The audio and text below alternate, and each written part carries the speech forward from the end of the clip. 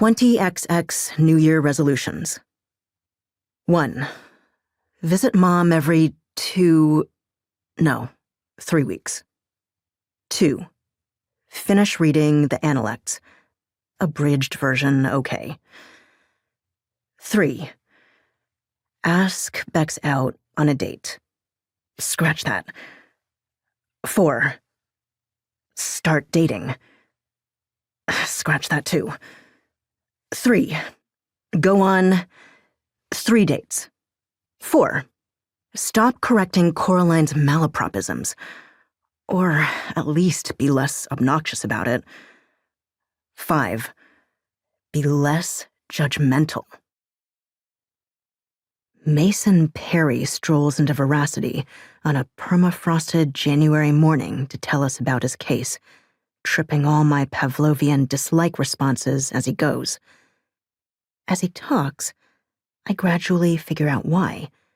He's too sure of himself because he's handsome and urbane, and also well-off and successful.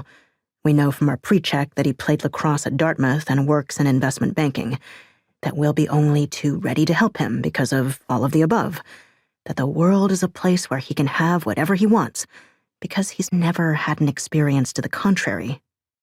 For an instant, I wonder what it would be like to be Mason Perry, someone like him, if I would also be going around bestowing my winningly asymmetrical grin on all and sundry, projecting a force field of confidence that a ballistic missile would bounce right off of.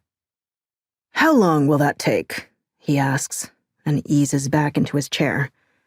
I refrain from looking at Becks, seated next to me, to see why she hasn't started machine gunning through our list of intake questions as she typically does. Mason Perry interrupted our latest disagreement. Rather, the latest episode in our interminable epic of a disagreement. And I don't want her to interpret that action as a sign of détente.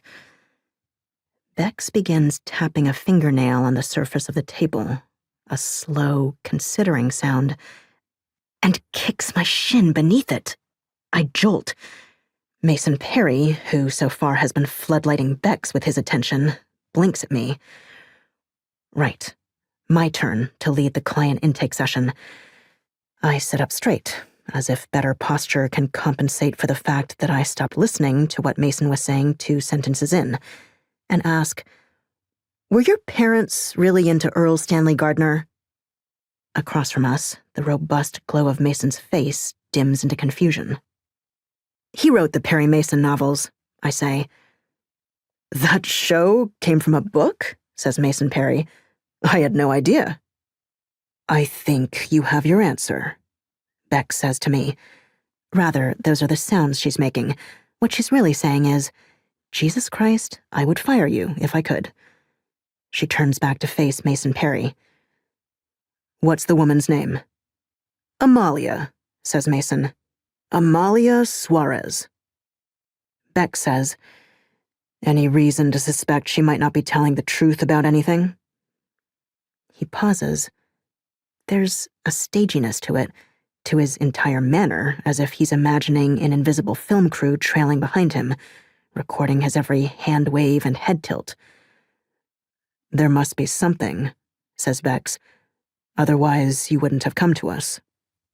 "That right?" he says. "You don't get people coming to you just to make sure?"